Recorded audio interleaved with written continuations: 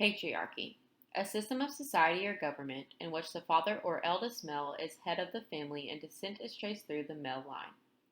Or, in other words, men dominate women. The Great Gatsby is a story full of oppressed women as a result of the patriarchal society. While the oblivion of Daisy and Myrtle may allow The Great Gatsby to work as a love story, a quick glance through the feminist lens uncovers just how shallow and oppressed Daisy and Myrtle really are. The best part of the patriarchy is that women challenge it. While someone may be oppressed, that should not insinuate they aren't also resisting the oppression. Diving into the female characters of The Great Gatsby, first and foremost is Daisy. Daisy is more of a secret feminist. She is aware of society's roles and expectations of women. Daisy plays the game of the patriarchal society, but yet undermines them at the same time. A few examples of this are how Daisy is aware of her husband Tom's affair, but does not leave him and allows it to continue. How ladylike of her. On the contrary, Daisy is participating in her own affair with Gatsby, resisting the patriarchal norms, though Daisy is much more subtle about her affair than Myrtle and Tom. Secondly, when Daisy finds out she is having a girl, she says, "All right, I'm glad it's a girl, and I hope she'll be a fool. That's the best thing a girl can be in this world, a beautiful little fool." Page 16. When Daisy says this, it is very clear that the patriarchal society has had a major effect on how Daisy views men and their expectations of women. Bringing a child into the world is supposed to be such a beautiful thing, but all Daisy can think about is the fact that she is having a girl. Now she hopes that she'll be submissive and quiet if she has any intentions on getting anywhere in the patriarchal society. Myrtle is the woman Tom is having an affair with. Myrtle and Daisy are oppressed in similar ways, but they go about resisting their oppression with different tactics. The Great Gatsby takes place in the 1920s, which is referred to as the Roaring Twenties. The 1920s birthed a New Age woman, a woman who no longer preferred to be dominated by men.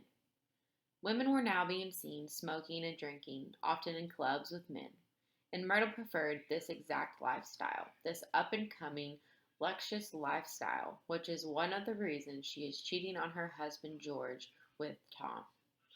She is chasing money and social status that she thinks she can achieve through Tom. Compared to her husband, who is poor and uneducated, she has a desire to be with Tom, and even though she knows that she is demeaning her own personal morals, she would do anything to basically sell her soul for social status. This also shows how she is shallow and knows exactly what society expects of her, even though she is resisting it in ways by going out and being more flirtatious, as some may say, and having an affair and not having a child, as many women usually would. Myrtle still knows that a dominant man is her key access to, success in life.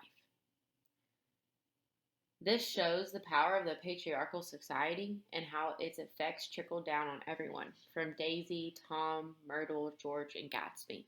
They are all tied up and affected by it and their role in it in some way, and they are all in different ways. My main focus with The Great Gatsby and its display of peak patriarchy was into the result of the oppression of the female characters. When there is patriarchy, there is men. Tom and Gatsby define the peak of patriarchy. And while these two characters may have appeared to already achieved peak patriarchy and peak dominance over the female characters, when it comes to men, the mountain never stops getting higher. They are always trying to achieve higher social status and more wealth, more women, more luxuries, or more materials. As mentioned before, Tom is the man who is married to Daisy and also having an affair with Myrtle. His affair with Myrtle almost shows how even though he has Daisy, this woman who is picture perfect of the 1920s, a woman that many men would dream of being with, as Gatsby does. But he has to have this affair with Myrtle because it is never enough. He always has to take and take and take, just like patriarchy does. It takes and takes and takes. Gatsby has been wooing Daisy for 5 years now.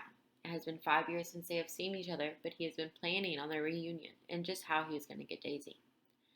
But Gatsby was also aware of the patriarchy and exactly what women want out of men. So while the patriarchy may show male dominance over women, it still is a ladder that is being climbed, and men will compare their social status to each other and their money to each other. The better the man, the better the woman, some may say.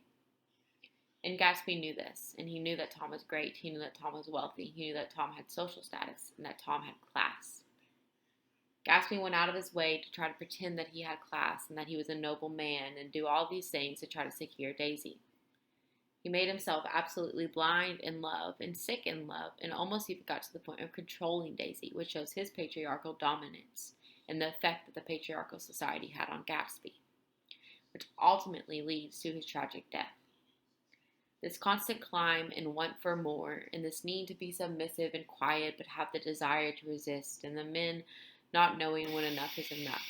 It is a constant issue that we see in The Great Gatsby, and it is a very important examination when you go through the lens of a feminist.